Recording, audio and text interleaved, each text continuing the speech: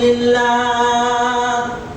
যারা মুমিন, যারা ঈমানদার, যারা আল্লাহকে বিশ্বাস করে, তারা আল্লাহ তাআলাকে সব থেকে বেশি ভালোবাসবে। তারা আল্লাহ তাআলাকে সব থেকে বেশি ভালোবাসবে। আর আল্লাহ তাআলাকে সব থেকে তারাই বেশি ভালোবাসতে পারবে যারা নবীজিকে সব থেকে বেশি ভালোবাসতে পারবে। নবীজিকে যারা বেশি ভালোবাসতে পারবে তারাই একমাত্র আল্লাহ তাআলাকে ভালোবাসতে পারবে। এই জন্য নবীজিকে ভালোবাসা এটা মুমিনের জন্য কর্তব্য, মুমিনের দায়িত্ব। 6 নম্বর বললাম আমরা। 7 নম্বর কারণ, নবীজিকে ভালোবাসা এটা আমাদের জন্য জরুরি। কারণ হলো সকল প্রাণী নবীজিকে ভালোবাসে।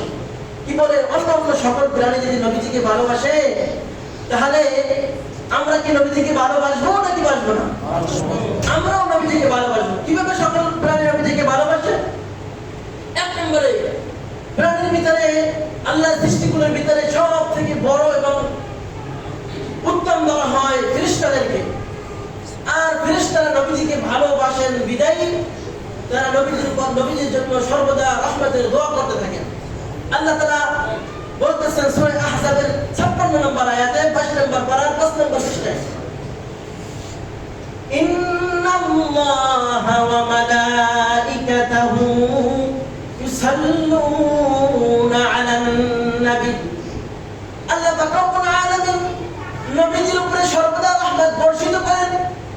আর আল্লাহর সৃষ্টির ভিতরে সর্বশ্রেষ্ঠ সৃষ্টি, সর্বোত্তম সৃষ্টি মানুষের বাহিরে ফেরেশতারা, তারা আল্লাহ পাক রব্বুল আলামিনের কাছে সর্বদা নবীজি সাল্লাল্লাহু আলাইহি ওয়াসাল্লামের উপরে সর্বদা রহমত নাযিলের জন্য দোয়া করতে থাকেন। কি করেন? রহমতের দোয়া করেন। আল্লাহ আপনার হাবিবের উপরে, আপনার নবীজির উপরে আপনি সর্বদা আপনার রহমত অনবরত বর্ষিত করতেই থাকে। এই দোয়া করেন কারা? ফেরেশতারা। ফেরেশতারা দোয়া করেন। কেন ফেরেশতারা ভালোবাসে? ফেরেশতারা যেরকম ভাবে ভালোবাসে জড় পদার্থ, পাহাড়, সেও নবীজিকে ভালোবাসে। নবীজি হাদিসের ভিতরে বলেছেন, বুখারী শরীফের 4422 নম্বর হাদিস, নবীজি বলেছেন, হাদা উহুদ, এই যে পাহাড়টা দেখছো সাহাবী তোমরা, এই যে উহুদ জাবালুন, এটা একটা পাহাড়, হতে পারে এটা একটা পাহাড়, ইউহিব্বুনা, এই পাহাড়টা আমাদেরকে ভালোবাসে। আমি নবীজিকে এই পাহাড়টা ভালোবাসে। অনুহিব্বুহু, সে যেহেতু আমাদেরকে ভালোবাসে, আমাকে ভালোবাসে, এই জন্য আমরাও এই পাহাড়কে ভালোবাসি। তাহলে এই কথা কে বলেছেন? নবীজি বলেছেন যে পাহাড়টা আমাদেরকে ভালোবাসে, আমাকে ভালোবাসে। নবীজি এও বলেছেন হাদিসের ভিতরে যে এই যে এলাকায় একটা গাছ আছে, এই গাছ এমন একটা সময় আমাকে সালাম জানাতো যখন পর্যন্ত আমি নবী হই নাই, আমার নবী হওয়ার ঘোষণা যখন হয় নাই, তখন ওই গাছটা আমাকে সালাম জানাতো। ওই জায়গাটা আমি চিনি এখনো। তাহলে গাছ কি করতো? সালাম দিত। ভালো নামাজ থেকে সালাম দেয়। কি বলেন? একজনকে ভালোবাসলেই তো বলা হয় আসসালামু আলাইকুম ভাইজান, আপনি কেমন আছেন? ঠিক না? তাহলে ভালোবাসতো। পাহাড় যেমন ভালোবাসতো, গাছ যেমন ভালোবাসতো, পর্বত যেমন ভালোবাসতো, নদীও তেমন ভালোবাসতো, পশু যেমন ভালোবাসতো, পাখিও তেমন ভালোবাসতো। প্রত্যেকটা প্রাণী নবীজি সাল্লাল্লাহু আলাইহি ওয়াসাল্লামকে ভালোবাসতো। এজন্য আমরা আশরাফুল মাখলুকাত, শ্রেষ্ঠ মাখলুক, আমরাও নবীজিকে ভালোবাসবো। কয় নাম্বার কারণ গেল? 7 নম্বর কারণ গেল নবীজিকে ভালোবাসা। সময় তো সংক্ষেপ, শেষ হয়ে আসছে। 8 নম্বর কারণ, নবীজি সব থেকে বেশি সুন্দর। নবী সব থেকে বেশি সুন্দর। একটা মানুষকে ভালোবাসতে হলে ওই মানুষটা যদি ভালো সুন্দর হয় তাহলে তাকে সবাই ভালোবাসে। একটা ছোট বাচ্চা দেখতে ফুটফুটে, তাকে সবাই ভালোবাসে, দেখতে একটু আদর করে। কিন্তু বাচ্চা কিন্তু ফুটফুটে না, সুন্দর না, তাকে কিন্তু সবাই ভালোবাসে না। বাবা মা ভালোবাসে, আত্মীয় স্বজন ভালোবাসে, কিন্তু সবাই কিন্তু ভালোবাসে না। কেন? তার তো কোনো দোষ নাই, শুধুমাত্র এতটুকু যে সে ফুটফুটে না, সুন্দর না। তার মানে সুন্দর হওয়া এটা ভালোবাসার দাবি। কেউ যদি সুন্দর হয়, তার সৌন্দর্য তাকে ভালোবাসার দিকে টানে। এজন্য নবীজি ছিলেন সবথেকে বেশি সুন্দর। কোথায় পেলাম? হাদিসের ভিতরে আছে, আবু হুরায়রা রাদিয়াল্লাহু তাআলা আনহু বলেন, মা রাআইতু শাইআন আহসান মিন রাসূলিল্লাহ। তিরমিজি শরীফের হাদিস 3648 নম্বর হাদিস। আবু হুরায়রা বলেন, আমি আমার জীবনে রাসূলের থেকে বেশি সুন্দর আর কোন বস্তু, কোন প্রাণী আমি কখনো দেখি নাই। সুবহানাল্লাহ। সংক্ষিপ্ত করে নবী রাসূলের সাহাবীদের ভিতরে সবথেকে ভালো করেছিলেন হাসান ইবনে সাবিত। উনি বলেন, আহসানু মিনকা লাম তারাকাতু আইনি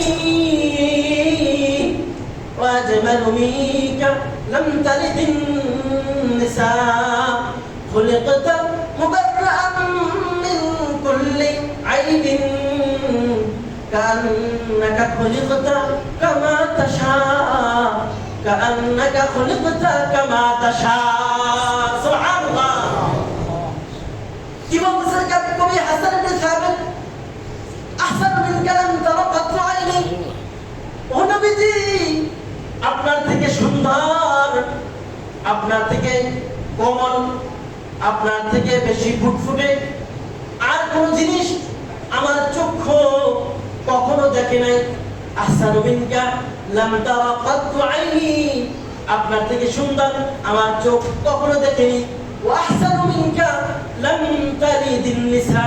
হে নবীজি, আপনি এমন সুন্দর, আপনি এত ফুটফুটে, আপনার দিকে চোখটা এমন ভাবে লেগে থাকে, আর লেগে বা থাকবেই না কেন? আপনি এমন সুন্দর, আপনার মতো সুন্দর কোন সন্তান, কোন মা পৃথিবীতে জন্ম দেয়নি। আপনার মতো সুন্দর, এত সুন্দর কোন সন্তান, কোন মা পৃথিবীতে জন্ম দেয়নি। খুলিকতা মুবাররাআন মিন কুল্লি আইবিন। ও নবীজি, আপনাকে তো সৃষ্টি করা হয়েছে এমন ভাবে সব ধরনের দোষ ত্রুটি, সব ধরনের ত্রুটি বিচ্যুতি থেকে পবিত্র করে আপনাকে সৃষ্টি করা হয়েছে। আর খুলিকতা মুবাররাআন মিন কুল্লি আইবিন কান্নাকা খুলিকতা কামা তাশা।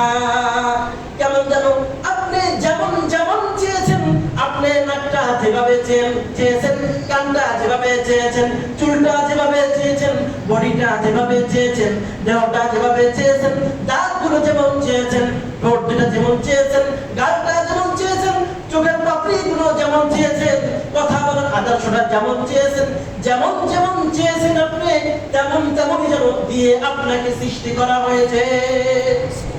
আপনাকে যে সুন্দর করে সৃষ্টি করা হয়েছে, কেমন যেন আপনার ইচ্ছা অনুযায়ী আপনাকে সৃষ্টি করা হয়েছে। নবীর সুন্দর সম্পর্কে আর কত কথা বলার সময় আল্লাহ যদি কোনদিন তৌফিক দেন আবার বলবো ইনশাআল্লাহ। আমাদের 8 নম্বর কারণ ছিল নবী সব থেকে বেশি সুন্দর। 10 নম্বরে নবীজি সব থেকে বেশি আদর্শবান। আল্লাহ পাক রব্বুল আলামিন সূরা কমার 4 নম্বর আয়াতের ভিতরে বলেন, ওয়া ইন্নাকা লাআলা খুলুকিন আযীম। নবীজি, আপনি সব থেকে উত্তম চরিত্রের উপরে প্রতিষ্ঠিত, আপনি সব থেকে সুন্দর আদর্শের উপরে প্রতিষ্ঠিত একজন ব্যক্তি, সব থেকে উত্তম। খুলুকে কারীম, ইন্নাকা লাআলা খুলুকিন আযীম। খুলুকে হাসান, স্বাভাবিক চরিত্র, সুন্দর চরিত্র। খুলুকে কারীম, এর থেকে আরো অনেক ভালো চরিত্র। খুলুকে আযীম, এটা মহান চরিত্র। আপনি মহান চরিত্রের উপরে প্রতিষ্ঠিত। এই সার্টিফিকেট কে দিতেছেন? আল্লাহ দিতেছেন। 10 নম্বরে যেই কারণ, সেটা হলো নবী সাল্লাল্লাহু আলাইহি সাল্লাম সর্বদিক দিয়ে, বংশ দিক দিয়ে, আচার-আচরণ দিক দিয়ে, সব ধরনের একটা মানুষের যতটা সাইন হতে পারে, সব দিক থেকে রাসূল সাল্লাল্লাহু আলাইহি সাল্লাম শ্রেষ্ঠ এবং শ্রেষ্ঠ মানব। এই জন্য রাসূল সাল্লাল্লাহু আলাইহি সাল্লামকে আমরা কি করব? ভালোবাসবো। এই 10টা কারণে রাসূলকে ভালোবাসবো। কিভাবে ভালোবাসবো? 1 নম্বরে রাসূল সাল্লাল্লাহু আলাইহি সাল্লামের সুন্নাত তরিকাকে অবলম্বন করে ভালোবাসবো।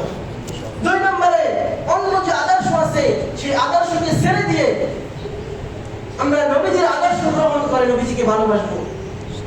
3 নম্বরে নবী সাল্লাল্লাহু আলাইহি সাল্লামের যেই সুন্নাতগুলো আছে, সেই সুন্নাতগুলো আঁকড়ে ধরে ধরে ভালোবাসবো। 4 নম্বরে নবীজির উপরে বেশি বেশি দরুদ ও সালাম পেশ করে নবীজিকে ভালোবাসবো। ভালোবাসতে আমরা সকলে নবীজিকে পারবো তো ইনশাআল্লাহ? কেমন ভালোবাসতে হবে? সব থেকে বেশি ভালোবাসতে হবে। কাকে ভালোবাসতে হবে? নবীজিকে ভালোবাসতে হবে। আর নবীজিকে ভালোবাসলে কি হবে? আল্লাহকে ভালোবাসা হবে। আর আল্লাহকে ভালোবাসলে কি হবে? আল্লাহ আমাদেরকে ভালোবাসবেন।